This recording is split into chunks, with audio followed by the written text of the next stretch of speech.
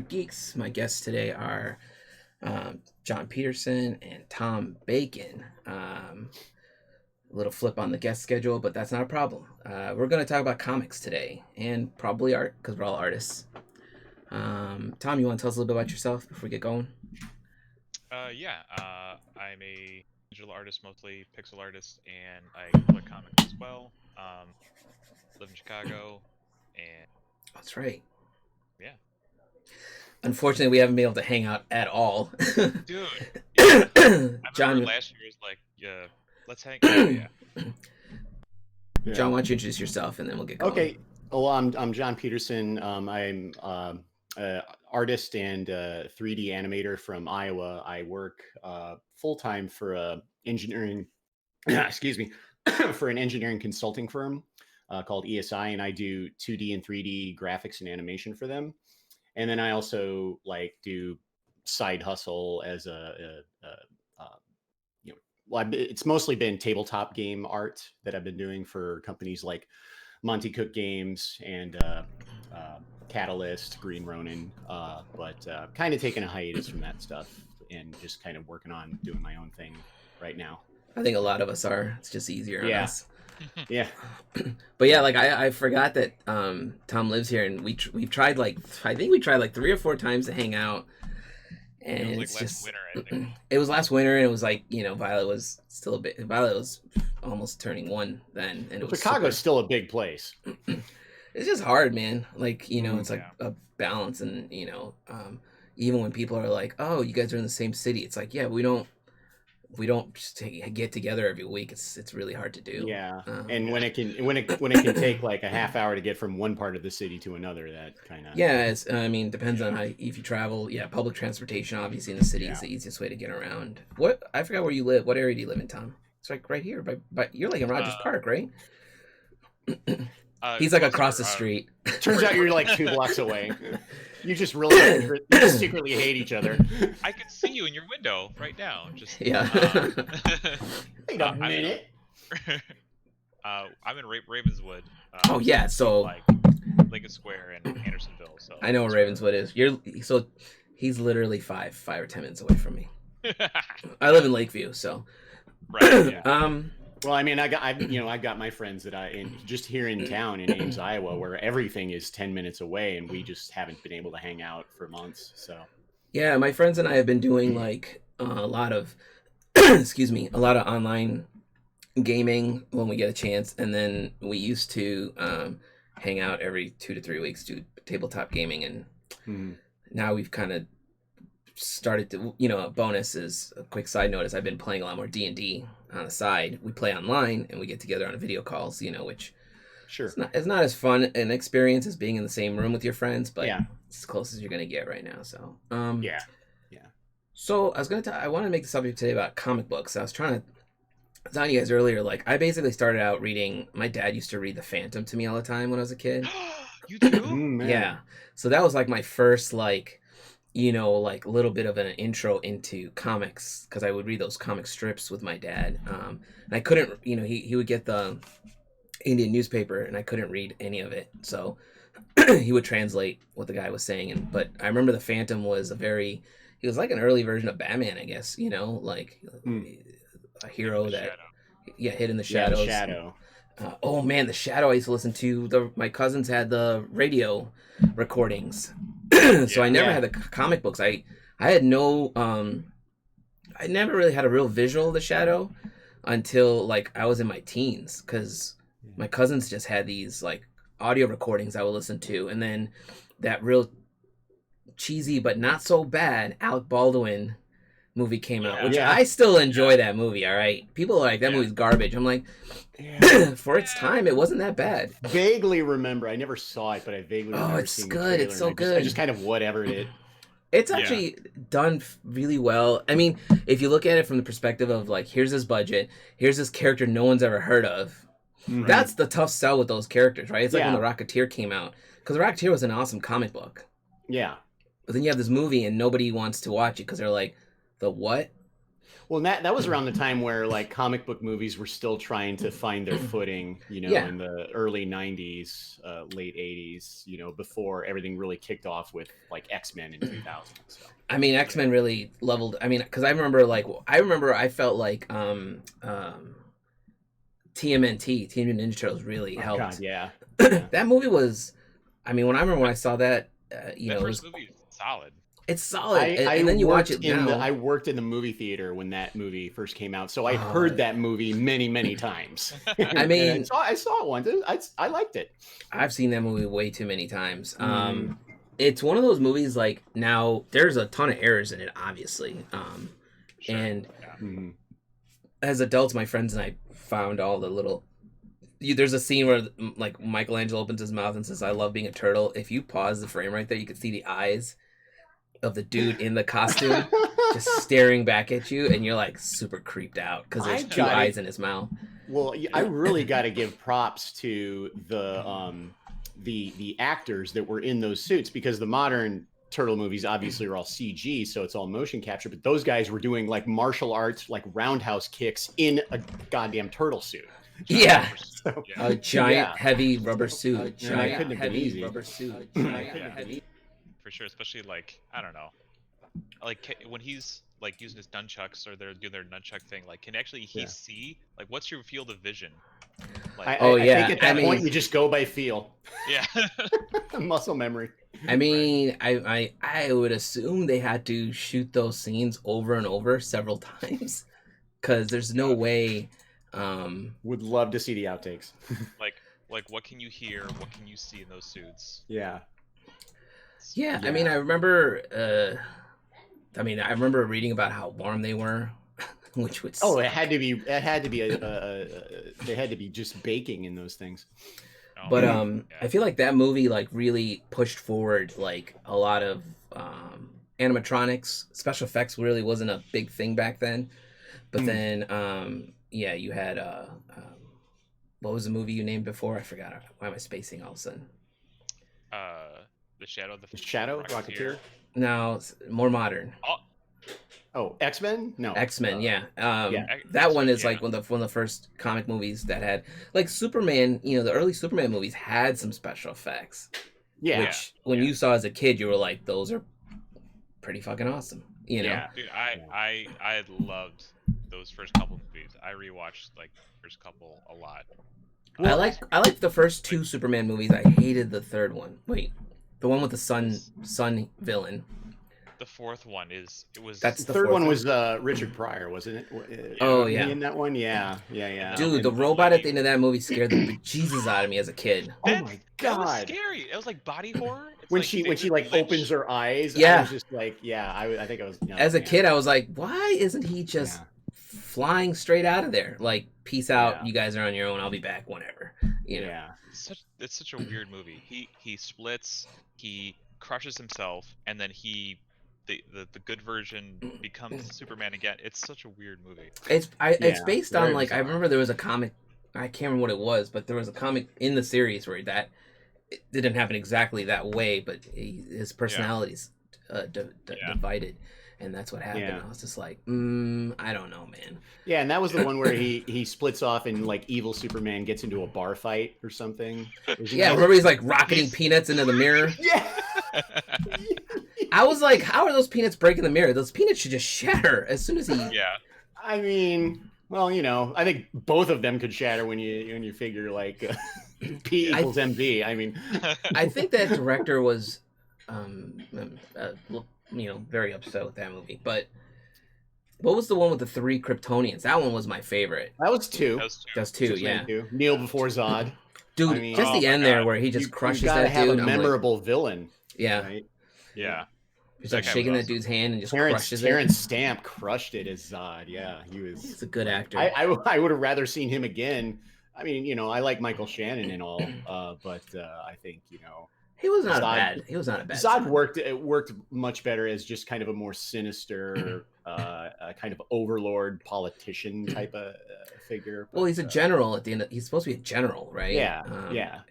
He wouldn't have the movie made him show up. It's the original one with with the three characters made him show up and just like go on a rampage. And it's like that's probably not how he would have done it.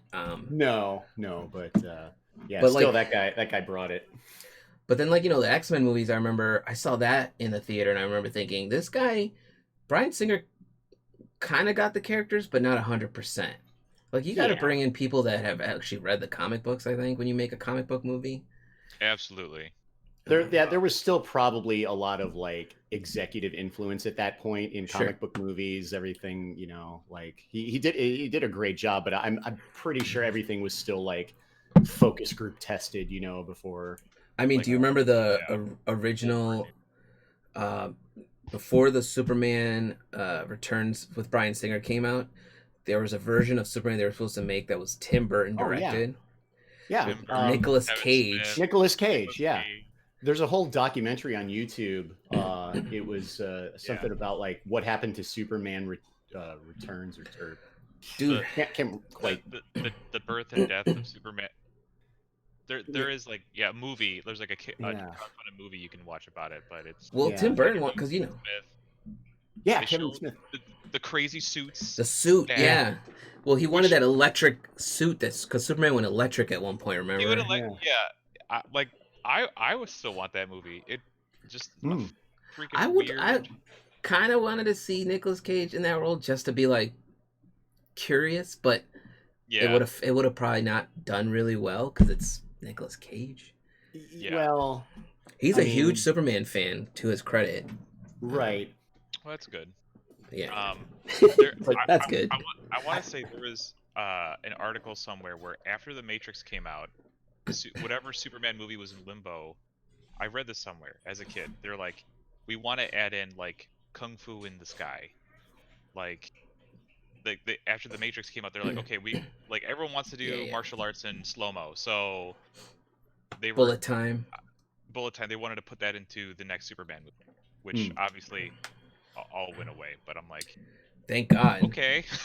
I mean, did you read that? If you saw that, he doesn't really do that, but if you saw that, there were probably like Hollywood executives like, you saw The Matrix, right? You know where the guy like falls back and the bullets go. We want to put that in the movie. Make it happen. They all sound like gangsters. That's how they all sound like. Yeah. I remember the Kevin Smith interview where he's talking about how one of the producers wanted a giant spider to show up at some point, and they fought against it, and obviously that movie got cut. All the people involved in that movie, Burton, Nicolas Cage, and Kevin Smith all got paid, but then that producer went on to make Wild Wild West with Will Smith. Oh my God! And if you remember that movie, spider. There's a giant spider in it. We have the 3D models for the spiders. We're putting them in a movie. Pretty much. He was like, that's got to go somewhere. We paid money for it. Let's just sprinkle it into this already shitty movie. I was put in a bad movie and just guy got his wish. What are you guys thinking about the new Superman movies? Like, I think from the comic books, they got pretty close. Yeah. But it's always they missed the mark, and I think it's because producers want something extra, and you're like, just stick with the stories that are written for you. I'm sick of Zack Snyder. I'm really sick of him and his like depressing, sad. BVS. I will dump on that for the rest of my life because it's just like super sad, and I'm like, stop making him super sad. The only part of Batman vs Superman that I thought was good was that whole warehouse sequence where Batman wrecks those dudes. That's the Batman. Yeah, that's the because you could. The one thing I liked about that movie, and again, who knows the story behind like how they wanted to take the character direction. But first of all, Superman's a hard character to do anyway. Yes, because he's very tough to identify with because he's basically a god, and so. Any character arc you give him has to be like a very like sort of interpersonal thing, and like sometimes I think the best Superman stories are ones where he loses his powers for whatever reason, and I guess he does very shortly in that movie. But one of the things that I appreciated about that movie was that they took a lot of elements and story beats and little scenes from Frank Miller's The Dark Knight Returns. Yep. Like the scene where he's like, I'm a killer, believe me, and then he he basically just straight up like blasts the guy, like Batman straight up murders people in this movie. In Frank Miller's that's Frank Miller's Batman. That's Frank Miller's Batman didn't mess around either. So Frank Miller's Batman is an older Batman that's basically like tried it his way first and put everybody in Arkham and tried to make the arrest, and then it didn't work, and then he snapped. Well, he's fighting. He's disillusioned and he despairs because he's fighting a new breed of criminals. These new young savage mutant gang is like they're a whole different breed altogether. So he has to adopt his tactics. But they took like the power suit of armor that he built in that, and it like incorporated a Batman v Superman. And I appreciated that, at least. That I didn't hate. I don't. A lot of people really like. Obviously, Tom really hates Zack Snyder, but I don't hate Zack Snyder at that level. Like I get it. He likes to make all his movies like darker and like a little bit more. I would say a little bit more on the depressing side, because he wants to show that like being a hero isn't all like yay fun and games. I'm the hero. Right. You know, like you would at some point be like, I'm fucking tired of this shit. Yeah. Go ahead. Sorry. Oh no, I really like style. I really like his filmmaking. Honestly, it's a lot of the writing of that movie. He could probably use better better writers on his projects. I mean, people hate Watchmen, but I thought he did a good job with the Watchmen, which was an awesome comic book. Yeah. And they brought the guy in who did the artwork, and they brought him into the artist. I forget his name, but they brought him in to do story. That's it. And they brought him in to do storyboards, and he literally said, "The storyboard's already there. I already drew them for you."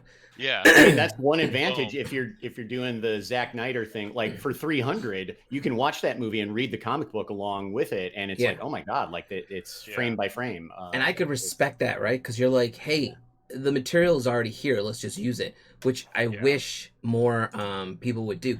And again, in the case of like a Batman or Superman, you have to like pick a specific story.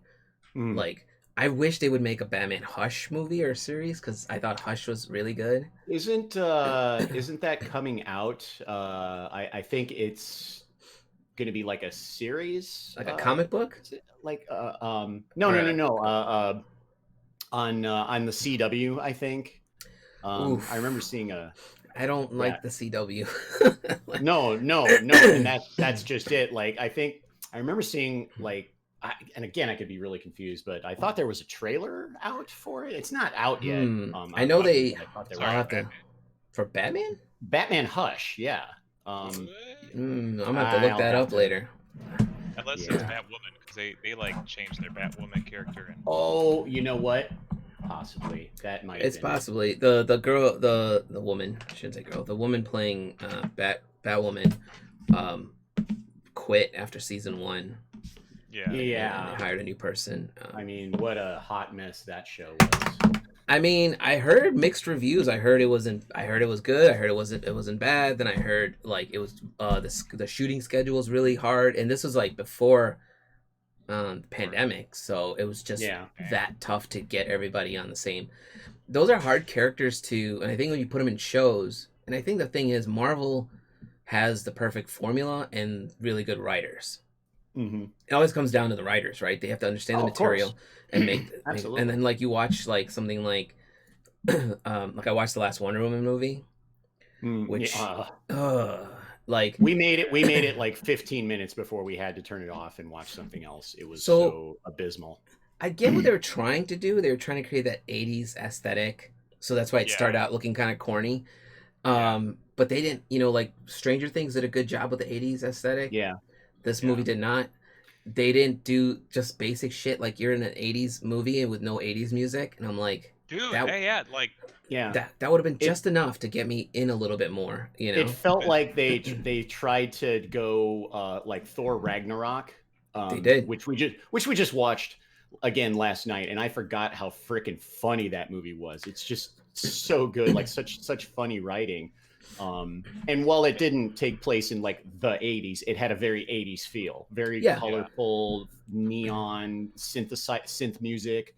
Well, this because the movie started out like trying to push us into that. Hey, we're in the 80s.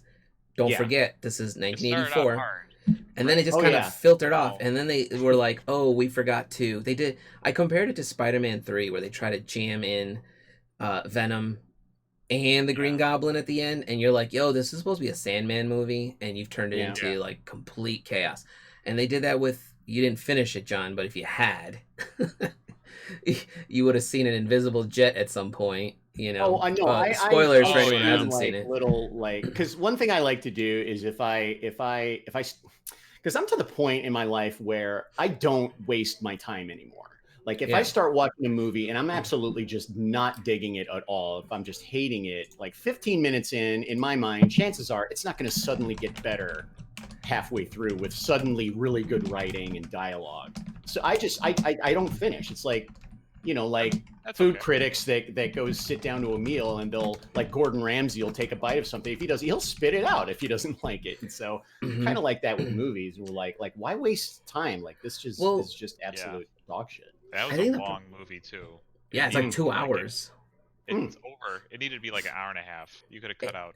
It needed to not have forced specific things in there, like the jet and then Cheetah. Like Cheetah could have easily been introduced either right at the midpoint, you know, like just give us a hint that she's going to become that character, and she's maybe studying. They tell you that she's studying animals, but they don't really tell you why.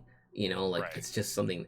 Yeah, like little things like that. Yeah, she could have loved cheetahs, and that been part of her like that would have been perfect for a comic book movie, right? I love cats. I became Catwoman. You know, like you know, I'm already a big cat person. They don't do not even that. But they, you know, it also like I feel like a lot of these things becoming television shows now is a better angle to a certain degree. Because if you're not going to do a Marvel level epic movie, then it's really hard to sell to the audience, because we're used to, most of us want that extra kick, and you're not getting it from DC.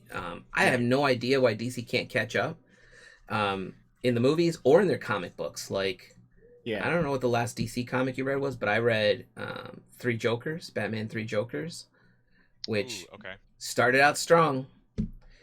And it's only 3 issues. They're 3 fat issues. And at the end, it was just kind of, it wasn't bad, but it wasn't like, you know, like there was, I was hoping for more and I got less, I guess is the best way to put it.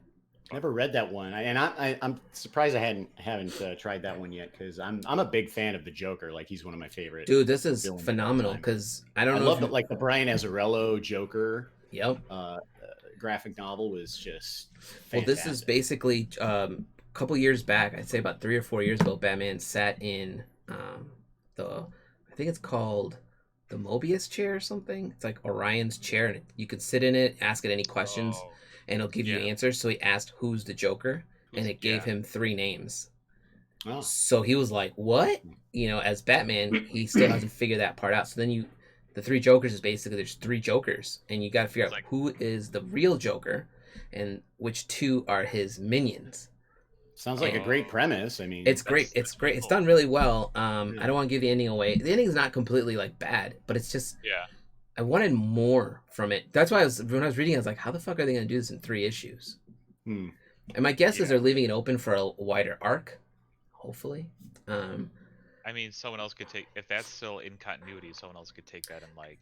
It is in continuity. And that's the nice thing about like the comic book series and doing a show series. If you can't really seem to get to nail it in a one-shot movie, you can always bring in different writers to the series, which, you know, some shows have done. Right, like different episodes. Yeah, a whole arc over 8 or 10 episodes. Well, bring in writers who, again, understand the characters. So be like, this guy wrote about the Joker for 6 years, so he understands the character to a certain degree. Like, they keep bringing in Jeff Johns, I think his name is. He did The Blackest Night, the Green Lantern series, which was not bad in my opinion. I actually really enjoyed it. It was probably the last best thing I read for the Green Lantern series. But then they brought him in to do the movie, and it's like there's a whole different world there, like between comics and screenwriting. Right. And he fucked it up. And he was also one of the writers on Wonder Woman, this last movie. And I don't think he knows the character at all. And I was shocked to hear the same director that did the first Wonder Woman did the second Wonder Woman. Yeah. like the shots look great. I mean, but she also wrote it. And, I don't know. Bring in a Wonder Woman writer. It was just. I don't think the movie. I think the problem with the movie isn't even it's bad, like poorly written. I think the ideas are there. It's just edited bad, and then when it's edited bad, it's out of order, right? Like I said, you could have introduced Cheetah earlier if you just bumped up her character arc. The jet was totally pointless, unless you're like, I have this secret jet that we need to get to, but instead they're like just flying in, and she's like, oh, I have this neat little trick I've been practicing. Nowhere in any of the other movies. I heard about that. It's almost like they're introducing powers that because back in the day, like Wonder Woman's invisible jet, I thought that was just an intrinsic power of the jet. I didn't know it was something that she did with like a. I didn't either. I was just like, I thought that was a specific vehicle given to her by who the hell knows. It was the guy who works for Booster Gold. The guy who called Booster Gold. I forgot the name of the. Dietz? No. It's that It's the same people that made. I think it's the same people that made Superboy. They cloned him. Oh, Cadmus. Yeah, I think Cadmus is the one that made it. I think they made that jet for her, right? Oh. But then later on, she can fly. In the movie, she's flying, but in the comic books too, right? That's an ability she has. She can fly, yeah. And you're like, I get it. Why does she need the jet now? Oh, she's got a passenger. Dude, all this stuff is beginning of the movie is she's trying to fly. And then she can't. Like what I wanted in the movie was like she goes on a date with some guy. She's really bored. Whatever. I can't find love. I'm trying to fly. I jump really far, and I'm like, I think I can fly. And then an hour later in the movie, she flies. The invisible thing is she's trying something at home. There's setup and payoff. Like make a hint of it and then pay it off later. But right, yeah, exactly. Because her abilities were coming in under stress, like basically under stress. Man, she's like, I got to do this thing, and all of a sudden her abilities like. It's kind of like mutants if you think about it, right? All their abilities, I believe the mutant abilities kick in when they're under stressful situations, and that's what reacts the X gene. Speaking of X-Men, I've been reading. Powers? I'm gonna get off this Wonder Woman kick here because I don't hate Wonder Woman. I think she's an amazing character. Fresh. I'm just angry at what they did with that movie because it's just I wanted more because the first one was phenomenal. So X-Men, I've been reading House of X and Powers of X, which is really, really good. I think both of us, I think Tom, you and I are talking about, I have the Marvel Unlimited app. Yeah. If you don't have that, it's like $75 for the year. All of them are on there. It's House of X, Powers of X. Nice. There's if you read the first, you got to look up which one is first. I think Powers of X is issue 1, and at the end of it, there's a thing that tells you what order to read them in, because you got to go back and forth between the two series. Yeah. Just take a screenshot of it. Trust me, it's worth it if you read in that order. That's Jonathan Hickman, though. It's typical X-Men, right? But in this case, they don't jump you to they don't take you from Powers of X to Uncanny or X Factor or X Force or anything. It's literally House of X, Powers of X. You can just go between those two. You obviously can jump to the other series if you want to, but you don't have to. But what's cool is it's basically about Xavier setting up an island for mutants called, I think it's Krakow is how you say it, or Krakoa. Was it Krakoa? I think it's Krakoa, and it itself is alive, right? And it basically protects the mutants. But it's cool because it talks about how they want to integrate mutants into society. So they're now part of Congress, and they're part of the Senate and all this stuff, and they're building their own Republic of Mutants, I guess you can call them. Mm-hmm. And then that'll end well. It obviously does not. Won't end with World War at all.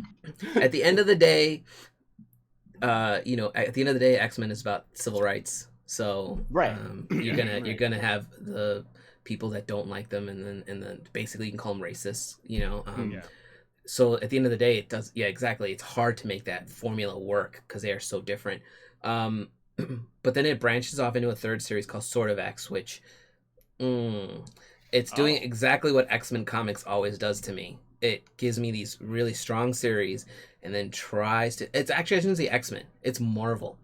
This is where Marvel fails, I think. Their movies are doing phenomenal. Yeah. But their comic books always...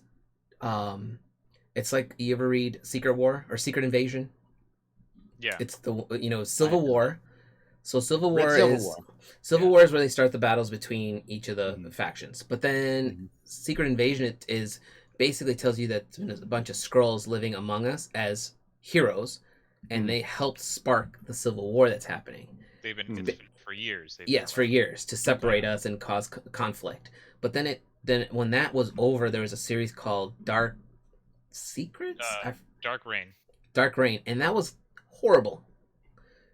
It had a cool hook. It had a cool hook. The heroes are now in hiding, and Norman Osborn and the other guys are like running everything. He's running the new Shield.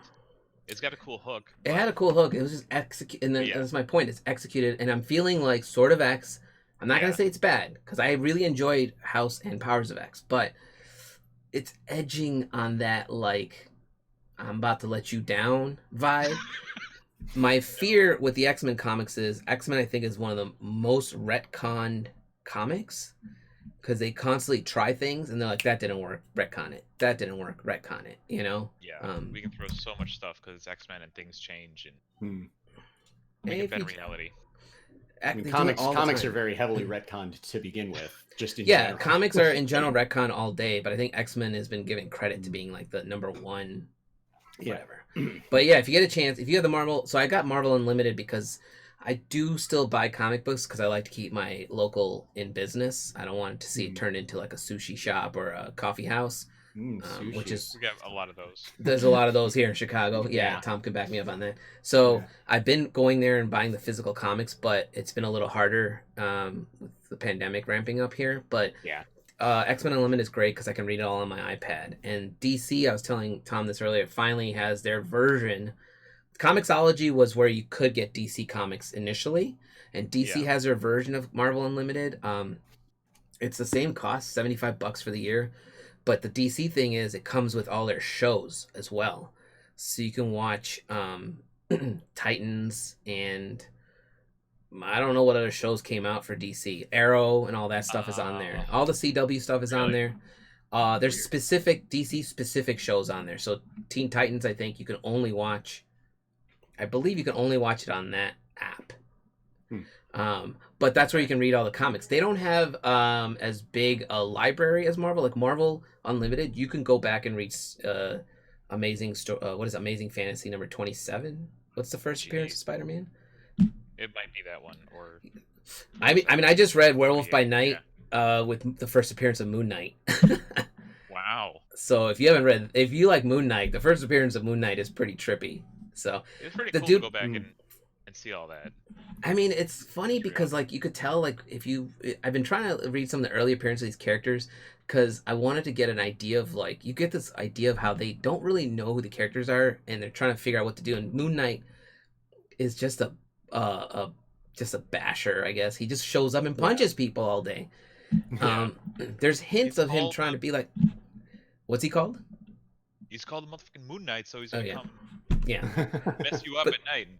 But they don't hint at his like the fact that he's possessed by a Egyptian god that's driving him crazy. They don't hint that he's super. I think he's super rich and he's supposed to be like Marvel's DC's Batman, right?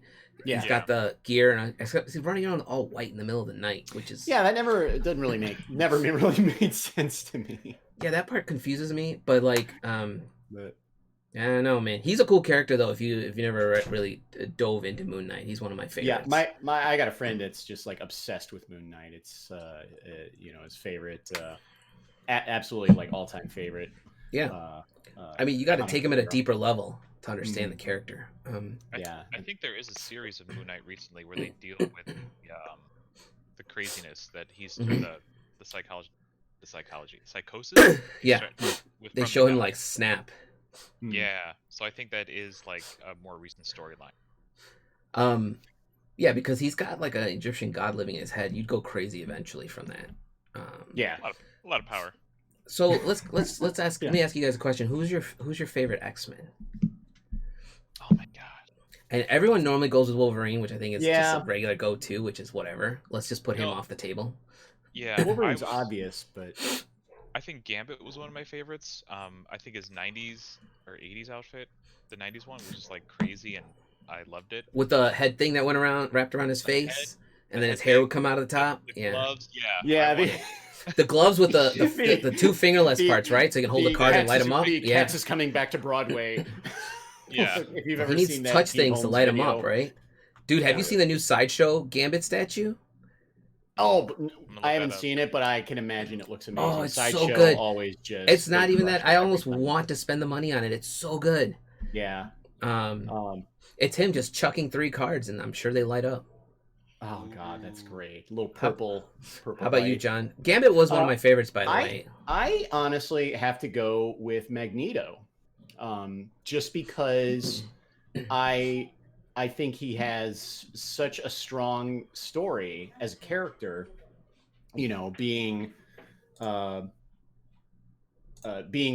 early victim of human oppression and kind of translating that into no one's ever going to hurt us again, only he takes it too far. It's just a great it's just a great framework for building a character and their motivations, like and you get to the point where you're like, I don't know who to root for because Magneto has a point. Yes.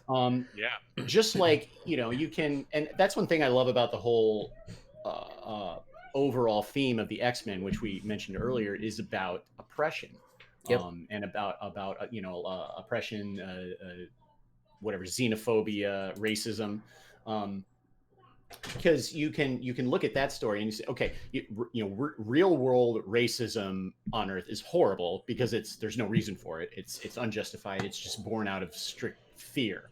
But then again, you look at the oppression that's going on in the X-Men universe and the whole Mutant Registration Act, and you think to yourself, well, they're not wrong. They kind of have a point because, again, racism in the real world is horrible because there's nothing that any one particular ethnic group of people can do that another group can't do. But in the mutant world, you got people that can walk through walls and shoot lightning and all sorts of really, really dangerous stuff. So it's we have to protect ourselves from these people because they might be dangerous. So I understand the motivation of that, and that's why I love the character Magneto so much. Is I understand his motivation.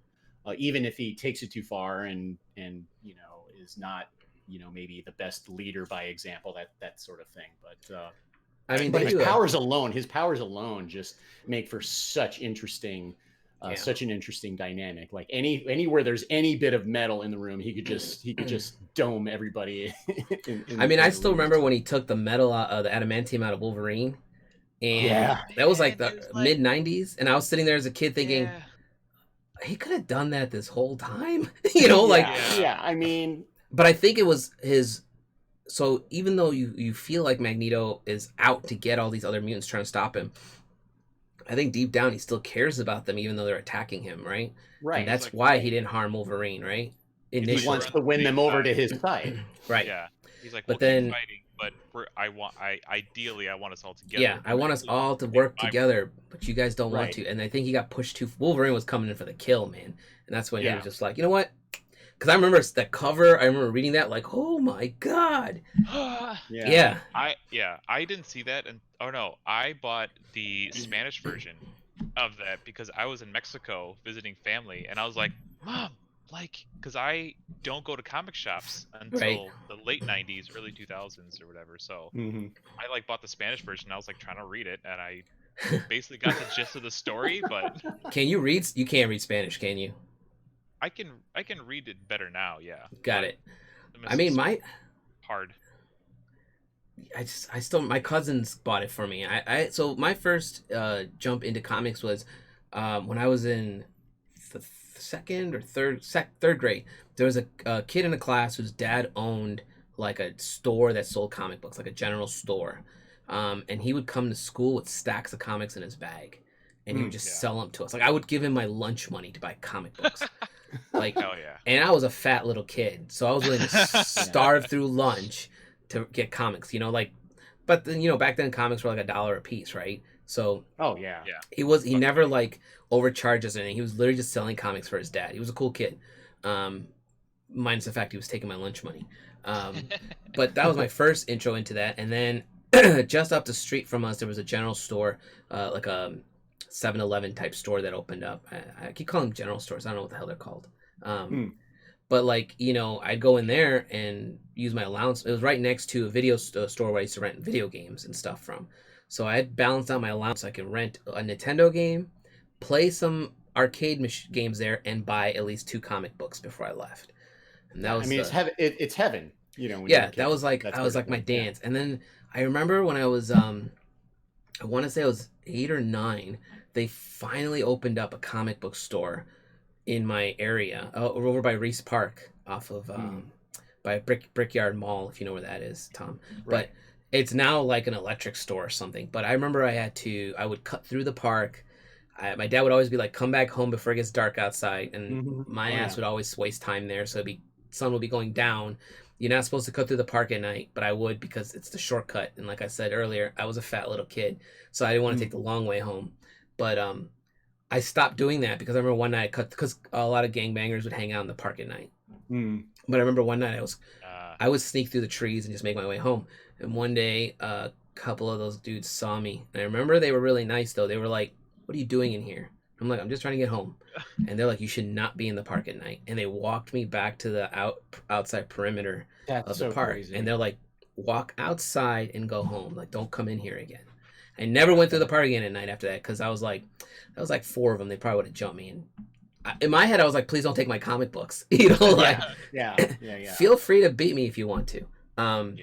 But X-Men was my first series of comics I loved, and one of my all-time favorite characters has always been Nightcrawler.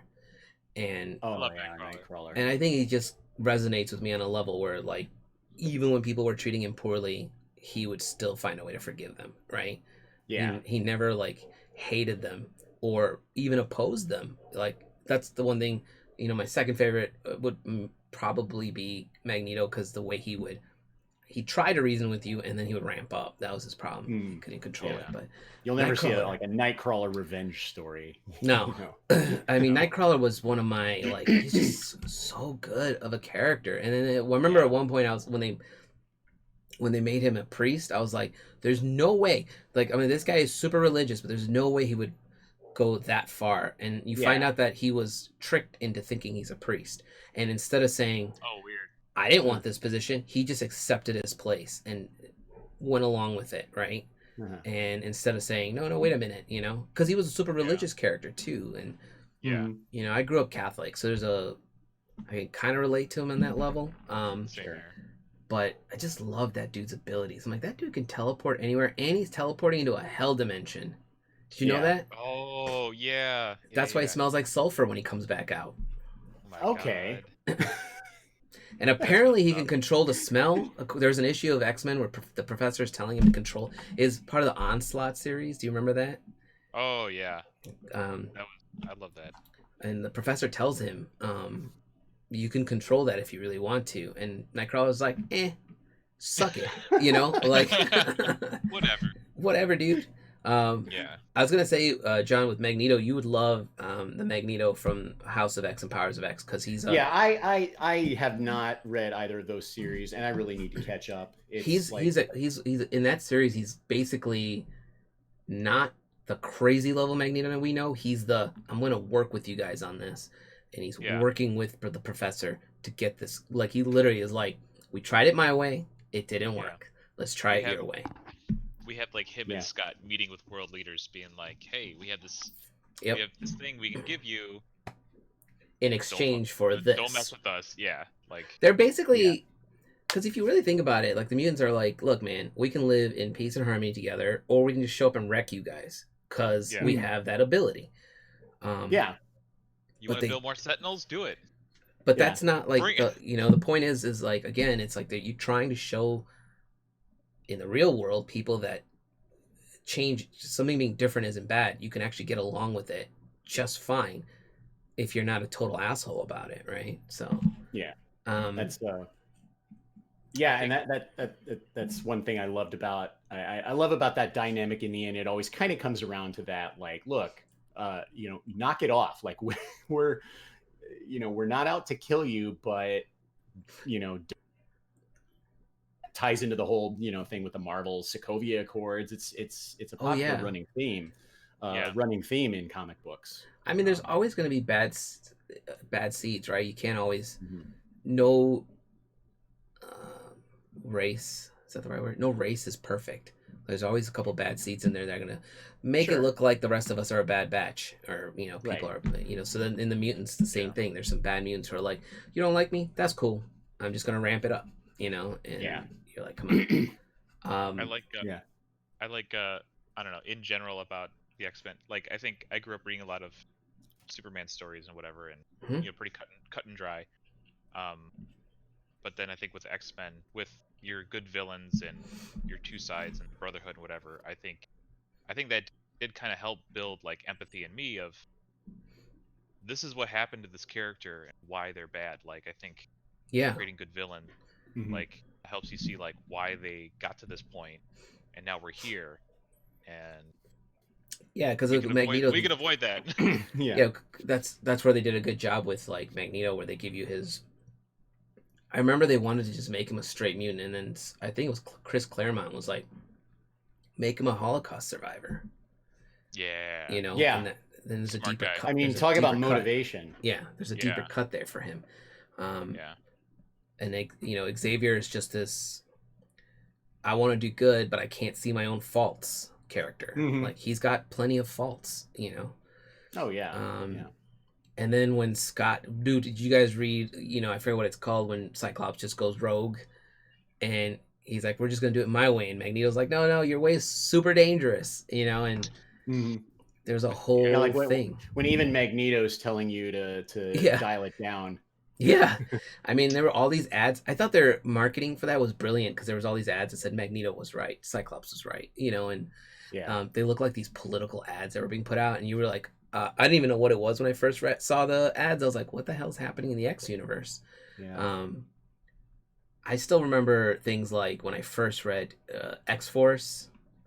Do you guys have the first X-Force? I've never read X-Force. Have you read the 2010s X-Force with Cable and Deadpool and Phantom X?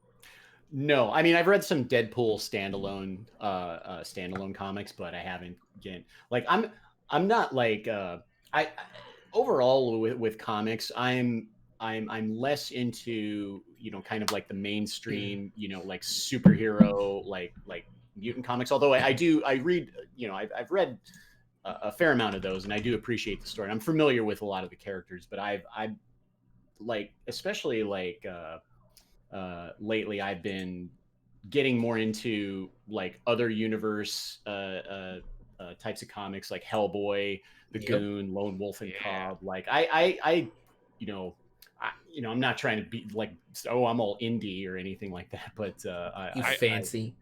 I read a lot of indie because the huge events in the DC and Marvel kind of intimidate me. So kind of that's part of what it is. It's like, God, I really want to catch up on the the whole Infinity War thing, like what's going on in the Marvel universe, but there's just like so much of a back catalog that I have to get to, and I only have so much time in the day, because I like to read fiction books too, and all this other stuff, and I gotta have time for my art, so I have to be like really selective about the comic books that's why I'm always like on the lookout for really good recommendation, because I really want to check out House of X and Powers of X. So I mean, that obviously has a Marvel series, but if you like indie stuff, like I've been reading Hellboy is something I've always been reading, so that's just there.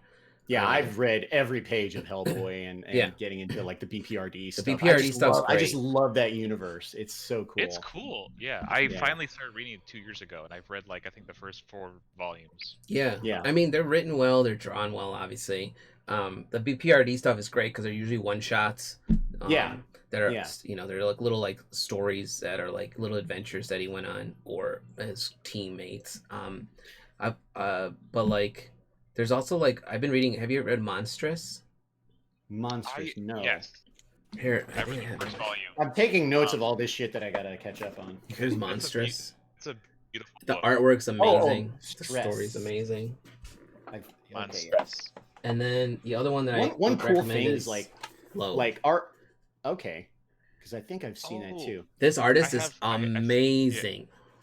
Yes. So I've actually seen Monstress. I've seen at so the public library in my town is awesome. They have an incredible collection of graphic novels and comic books. They have a whole section. That's cool. And so it's really cool because it's like, all right, well, I really want to read this, but I don't know if I'm ready to like invest $20 at a pop just for something. So I'll go check something out, and if I like it, I'll start like getting the series of graphic novels. I'll start buying those.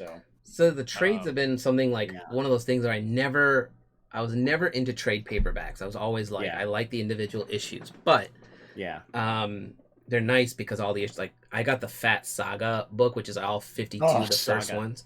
Love and Saga. Saga's amazing, and I was like, I'm not going to invest in 52 issues of this, Yeah. So I think Tom froze. Oh. Uh-oh. So, no, there he is. Yeah, I missed. The last I heard was Saga was amazing. Yeah, I said I was like, I'm not going to invest in the Saga's 52 issues for round 1 and then 52 issues for round 2. Yeah. So what they did is release a fat compendium for like $20. It's got all 52 the first set of issues. And that's that's a perfect example because like I became familiar with that I checked out the first couple of trades at the library. And I really enjoyed it. So I read through all of them, and then like now, like I'm definitely I definitely want to get the compendium. So, our library doesn't have that. Like I wish. What I've been doing is I have a friend who sometimes snags the digital version of comics. So if someone recommends something, I'll ask him, hey, do you have this? So I can just give it a whirl and read it. And then if I like it, what I do is I watch for it on Amazon when they have a trade on sale. Like the Monstress, I think was like $10. But originally it's 20, so I'm not gonna spend 20. Well, and then my first go-to is I will go to the local comic book, like Mayhem Comics here in Ames. I'll go see if they have it, and if not, then I'll order it on Amazon. But I like to go to the comic store first. Chances are they'll have it because they carry so much there. The thing, I mean, sometimes with the trade, I just don't want to pay full price on them. I'd rather, like with the Sword of X stuff, I went to the comic store, I said, do you have the Sword of X series? And they're like, yeah, and they had all these individual issues, but the problem is it's so popular, like a $4 or $5 issue costs $10 now. Jeez. Right? So then I'm like, I'm not spending $10 an issue here. Sorry. So then, but what I normally try to do is spend like $20 there, like every other week or so, just to spend some. Like I said, I don't want to see them go away because they've been here forever. And I'm not going to be like, give me a discount. I've been here forever. Alan, what shop do you go to? I go to the Graham Crackers on Broadway in Belmont. Okay, that's probably close to you. Yeah, I can walk there from here. It takes me like 15 minutes. Nice. There's also Challengers. I like Challengers. I like Challengers, yeah. I haven't been there in a while, but it's not easy to get to for me. Yeah, for sure. My favorite comic book store, though, is my cousins live in Plano. There's a comic book store there called Madness. If you ever get to Plano, Texas. Madness used to be this tiny comic book store, like the size of my condo, okay? And every year when I would visit my cousins, I make a point to go to that specific comic book store because they had games, they had RPG games, tabletop games, comic books, but they were trying to run it out of this small little place. And then at one point, in the same lot they were in, this other building opened up, so they moved into there, and they've expanded out over the years, and now it's huge. It's like walking into a Toys R Us, like. Half like you walk in and there's a bunch of comic books to the left. In the back there's like toys and collectibles like Funkos and statues and everything. And there's a whole section of board games. Like it's like any board game you're looking for, they've got it. At least one copy. Nice. And then on the right side of the store it's just there's like 50 tables and they're all for Pokemon, Magic, Warhammer, Star Wars, you name it, you can play it there. That sounds like Mayhem Comics here in Ames. They're basically split in two halves. One is the comic books and graphic novels, and then they have a whole gaming section where you can get all like Magic the Gathering. Like you can see get that's any awesome, any right? Magic card you want, and then all these tabletop games, and then they have a basically a big gaming room with a bunch of big fold-out tables. Although that's not really a thing lately. But I mean, these guys just leave their tables out, which is fine. But I was always curious to like, how do they sustain themselves as a business? Because obviously the gaming side makes money. Like you see that side, it's busy. Like people are playing Magic all day. Magic's super popular. People are playing. I see every time I've been in there, someone's playing. I think it's X-Wing from Star Wars. Oh god, there's always a Warhammer game. There's tons of Magic and tons of Pokemon happening. The board game stuff seems to be selling. The comics seems to be the industry that's kind of having a hard time. Yeah. So I'm always like, how do you guys stay in business? Because they also have like, there's at least 8 employees in there every time I'm there. So it's like, wow, is this family owned or something? It's crazy. Wow. So, because like I had a friend of mine, and him and I were thinking about starting our own store here in Chicago, but the math was like you'd have to bring in a lot of money to. Probably need a ton of overhead and costs up front. You need like overhead. You need sponsors. He wanted to do Magic tournaments, and you have to have a leveled up judge working the tournaments. Like. Yeah, there's a whole accreditation can't just be like, you can't just be like, we're gonna run a Magic tournament this weekend. They'll be like, what level judge are you, Alan? They'll be like 0. They'll be like, you're not running a tournament. You know, like, sorry, buddy. You could run your own little tournament. It will have nothing to do with Wizards of the Coast, basically. Like, if you want, like, I'm an excellent judge of character. I can totally tell when someone's cheating.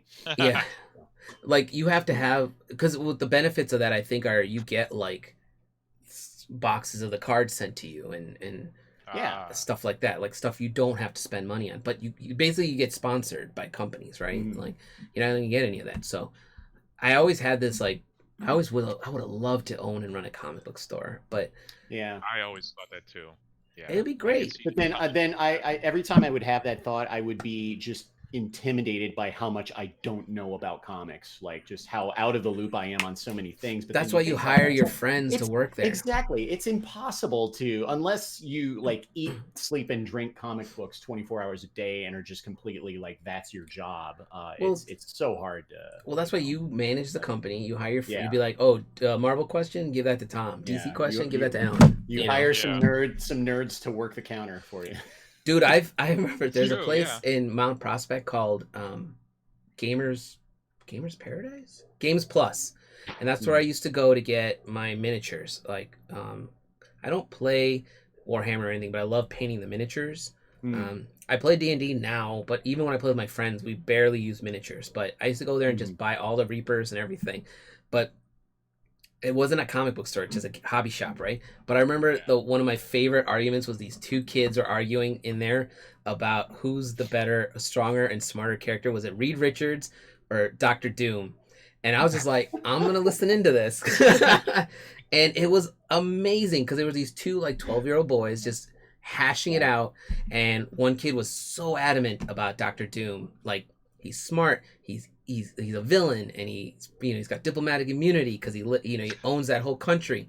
Like he put himself in a country where nobody can touch him. And then this other kid was talking about Reed Richards, but he started dropping issue numbers, so he was level of nerd where he was like issue number 1112, and Reed Richards does this just to prove how smart he was. And I'm just like, this boy's dropping issue numbers. Even I'm not at that level. Those kids are going to go on to direct like the phase 12 of the Marvel movies. Yeah. I mean, those in the future. Those kids are probably the 2 directors filming the movies right now. Yeah, they're probably. It's probably those 2 brothers. Their iPhones out and are. I mean, like the 2 brothers that are directing the Marvel movies right now are that level. Yeah. It's like have you guys been watching? Have you watched The Mandalorian? Oh yeah. Okay, the Clone Wars, Mandalorian, David Filoni. Right. David Filoni is what you want for your IP. Like, I brought this up several times, I think, on other previous calls, but it has to be said again. Lucas used to have a guy that they call the Oracle, and his job was to remember every nuance about the Star Wars universe. So if you wrote a book back in the day, comic book or a fiction novel, the Oracle would review it before it went into production, and he would tell you what was wrong with the continuity. If there's continuity errors, he would tell you if a character was like born at this time or not. He would tell you what you did wrong with the character. Like, he'd be like, Chewbacca would never do that or whatever, you know. Wow. And that was his job. Okay, that makes it seem like that much more of a shame that Disney declared like all of the extended fiction universe, they declared that non-canon. I want to hope that guy is people still put in. so much work into that. I want to hope that guy is still in play somewhere for the movies or something or shows. Yeah. But David Filoni is the closest I've heard of, because you listen to Filoni talk, like he understands Star Wars at a deep level, the way Lucas would wish all of us would understand it. Yeah, because a lot of people haven't read the books, right? So they don't know much about the lore, haven't taken the time to read up on what the Jedi are actually based on and stuff like that to get a deeper understanding of these characters. They just watch the movies and they're like, oh, I hate this female Jedi running around. Why would she be so? And you're like, simmer down. And if you listen to Filoni talk, I brought a Mandalorian because there's a thing on Disney Plus about where they have like a director's roundtable. It's good. So if you watch the second episode, the last 10 minutes of it, he talks about why Episode 1 is important to Return of the Jedi. Okay, and how Anakin loses a father figure in Qui-Gon. And Kenobi has to basically train him. And Kenobi is not a father figure. He is basically a brother, older brother. And that starts him down this path of nobody really cares enough about me. No, he has no proper guidance. And he slowly becomes who he's supposed to become, which is Vader, you know? And then if you watch Clone Wars, which is again Filoni, you see little nuances of Anakin being rejected and pushed further and further. To the point where, if you watch season 7 of the Clone Wars, it gives you an awesome perspective on how. Because if you watch Revenge, you're just like, oh, he's flipped to the dark side so quickly. Yeah. Just like that, he's over there, and you're like, no. Yeah. Yeah. So I love what Filoni did, which was give us that little perspective on, here's what happened, and this would happen to you too. You know. I forgot how I started on this kick, but having nerds, you know. Oh yeah. That's right. Universe your nerd expert who are and experts that's who in Filoni that is. field. The Oracle. Yeah. Filoni is probably the Oracle, but you know that dude. I think Filoni used to do. If I remember correctly, he used to do animation for, I want to say SpongeBob, but he was just like a geeky, nerdy dude who was doing cartoons, and Lucas got wind of him and interviewed him and hired him, and this guy knows the IP. Nice. So if he stays on with Mandalorian, it's cool. If they brought him in, I'm assuming he'll be part of the Ahsoka project, so it'll be cool. Definitely. That's who Marvel kind of has. Marvel has a guy, I think, writers who are like, we understand the comic books, but we can't do this part in the movies. Yeah, it's like those two guys who wrote the last couple Avengers movies. Yeah, the two brothers. That's what I mean. Like the Russo brothers. The Russo brothers. Yeah. But there's two other writers who wrote the scripts, and I think they've been on interviews, but I think they're extremely informed and know a lot of the history, and I think and that's what you want. Exactly. You're like, here's why you can't do this comic book aspect in the movie, but you can do this cool thing, and it kind of brings it in, and you're like, yeah, okay, I can accept that. Because there's things where you're watching the movies, you're like, that's not how that happens, but then you're like, that's cool. I've always been a big, proponent of the idea that a movie is not a comic book, is not a movie. It's not, it's not a novel. They're very different mediums, and you can't it's fallacious to try to compare them like exactly. I mean, there are some movies, like we mentioned 300, that are just shot for shot, a comic book on screen, but there are just some things that just don't work on the screen as opposed to on paper. So whereas DC, go ahead. Yeah. Well, a lot of comics have narration. You have a main character narrating or a third party narrating, but it doesn't always make sense for a movie to have constant narration over the whole thing. Right. Because it doesn't. I think in case in point, I think The Dark Knight Returns, the animated version of that. I don't think it works quite as well. There was something about that just like didn't quite work, and then maybe it might have been that Yeah. Sort of, or and I'm also thinking of like other movies, like Watchmen had some moments like where Rorschach was narrating that like, all right, that seems to work better in the. It worked fine for Watchmen because I think Rorschach is your main narrator in the book. Yeah. People were really mad at the end of that movie because they didn't get their giant squid, and I'm just like, what? That's what you're mad about? Like you got it in the TV show, so. Yeah, you got it. Well, the TV show is supposed to take place after the comic books, not the movie. And that TV show was phenomenal. Yeah, I have not seen that yet. They're not going to make another season. Lindelof left the project, and HBO said we will not make a second season without Lindelof's involvement. And I was like, good. He actually did something right. Leave it alone. Yeah, because that dude screwed up Lost at the end there. So, but mentioning the Mandalorian though, like one of the things I love about the Mandalorian, season 1 especially, like season 1 and 2, is that it has a very, like, you can tell they drew a lot of influence from the Lone Wolf and Cub series, which if you've ever read that series of graphic novels, it's it's the classics. And there's like an old black and white, it's like an old graphic novel. I think it's from like the 60s maybe, or I could be wrong. I'll write it down. It's older, and it's I cannot remember. It's a Japanese artist and writer who did it. But anyway, it follows the exploits of this samurai, Ogami Ito, who was the shogun's executioner. And there was this political betrayal that left him, sort of losing his position and kind of wandering the landscape with his little son. And basically just like, going from place to place, and like kind of in an episodic format where he would encounter people, and it'd be a series of self-contained stories, but him and his son going through, and it was very like very, very moody and atmospheric, and the Mandalorian kind of has that same feel. I have to look that one up. Yeah, Lone Wolf and Cub. It's fantastic. Andrew, did Andrew just jump in, or has he been commenting in there? Because we're wrapping this up, Andrew. Yeah, like I remember reading. I didn't read that part. I remember the Mandalorian was based heavily on like spaghetti westerns and stuff like that. But I'm gonna have to look up Lone Wolf and Cub because that sounds it's pretty accurate to what it is. Well, spaghetti westerns too. They're all tied together. Yeah, I mean that's that pacing. Spaghetti western, yeah. So we're gonna wrap this up here in a minute. We're a little bit over, but that's not a big deal. Wow. I had mentioned if you guys wanted to talk about something cool or interesting and new that you want to introduce to the audience before we end it. I don't know if you guys gathered anything. As far as comics go? Comics or whatever. Like I was gonna tell people to read this book I've been reading called The Dip. If you know Seth Godin. Please tell us more.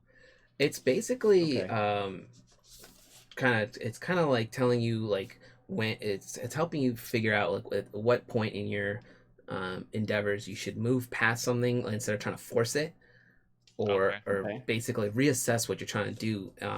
It's basically like, because a lot of people will be like, I keep trying this thing, it's not working, but I'm going to keep trying it because someone embedded that into your head. Keep trying till it works. But sometimes things just don't work. Artistically or writing, because I'm writing a lot now, and some of my writing just sounds like garbage. So there's a point where you got to be like, I'm going to put this story aside, maybe revisit it, or completely trash it. And so it's a very easy read. It's only like $5 or $6, I think, on Amazon now. I think I paid $5 or $6, and there's adding it to my notes.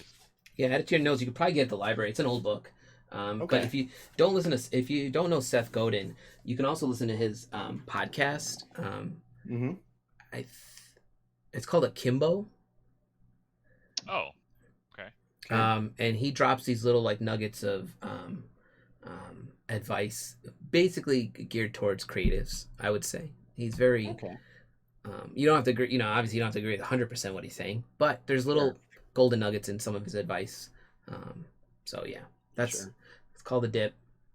Invest in it or get it to a local library. So, I'm rediscovering. I'm kind of listening to once again The War of Art by Stephen Pressfield. That's my go-to. Yeah, listened to that audiobook a few years ago, and I'm rediscovering it, listening to it again. I mean, it's such it just doesn't get old. It's such a fantastic sort of inspirational Zen primer for art or really any endeavor. And it's like there's some concepts he introduces in there that I don't totally agree with, like the idea of the muses, but that's what I've gotten into again lately. And then just as like kind of a loose concept, I recently discovered I think it's called the Pareto principle, the 80-20 rule. I don't know if you're familiar with that, but it's just this idea that like 80% of what makes your work really good comes from about 20% of the effort that you put into it. And so it's just an interesting concept to apply to your art and really any art, writing, engine maintenance, repair, whatever. Yeah, you use it everywhere, actually. Yeah. The War of Art is actually a really good book, and I agree with you. There's certain things where you're just like, that's not going to work for me. But there's certain things like his, resistance and all that stuff. And a lot of people don't like that book at all because they're like, it's geared towards writers. I'm like, yes, he's a writer writing a book, and yeah, sure, maybe it is geared towards writers, but it's also geared towards, you can totally gear it towards creatives. Like if you dismiss it outright just because you think it's just for writers, then you're totally missing the point. I think. There's a lot of concepts you can probably carry over. Dude, it's one of my go-to books. I gift that book a lot to people. I think I've only met like 3 people who hated it. The War by Stephen Pressfield. Tom, if you're not familiar with it, it's definitely a short book. I mean, all 3 books in that series is good. I think it's The War of Art, Do the Work, and Turning Pro. Yeah. And they're all cool. Just as good. So, all right, well, Tom, unless you got something to introduce, I'm gonna start wrapping us up. Being MLK Day, nice. Read March. It's about John Lewis and his story. I think there's 3 books. I'm reading the second one right now. John Lewis doing Civil Rights March. The art is fantastic. The cover looked good. Yeah, dude. The artist is Nate Powell, and I was actually I love Nate Powell. Dude, it's all like black and white, like like pen and brush pen and stuff. And I actually very 2 years ago we were in San Francisco. There was a comic museum in San Fran, and it was just kind of my girlfriend and I, we like just randomly found it, and we're like, oh, let's go visit that. Like, let's go check it out. And they had some Hellboy stuff, and they had the pages from this book in display cases. That's cool. I had this because I saw the end of the book where, spoilers, like President Johnson signed the Civil Rights Act. Whoa, spoilers. So that's the thing, like in the end of book 3, but I had this huge emotional reaction, reading those pages. Like I was like, oh my god. And then so that's another genre I love, is just fiction, or not fiction, like historical events put into graphic novel form. I recently came. We're just gonna go on, but it's fine. A couple of things. Oh, sorry. Oh no, we're watching Steven Universe. Dude, that's so good. It's a fantastic show. I started watching it because somebody recommended it to me. I'm like, and then the more I watch it, I'm like, this is going places. Yeah, I think the first season is a really, and all that. John, have you ever seen it? I have not. I've heard of it, but don't give anything away. All the episodes are 12 minutes long. So each season is 20 to 30 episodes. The first season is very much a setting up the world, and then the rest of the show is building with big character arcs, and it's a goofy show about a kid who loves donuts but is also living with these alien rebel warriors. But there's also some they drop in these subtle deeper meanings as you continue to watch it. It's very loving. It's about acceptance. It's about hate and overcoming violence, and dealing with the baggage of your parents. It's all there. It's all there's so much there, and you watch an episode and you watch it like I watched an episode again, like catching up on it. And I was like, oh my god, like this is about like this episode is about loving yourself and trying to figure yourself out, and like it's so nuts. what we're gonna do is John's gonna watch a couple series of Steven Universe, and then we'll do another call. Steven Universe podcast. Yes, correct. Done. Now that I have homework. You got homework. So don't call it homework. You won't do it. All right. Once you start watching, you just get wrapped up in. I'm gonna wrap us up because we're about 15 minutes over now. But because I feel like we can go on forever. Oh yeah.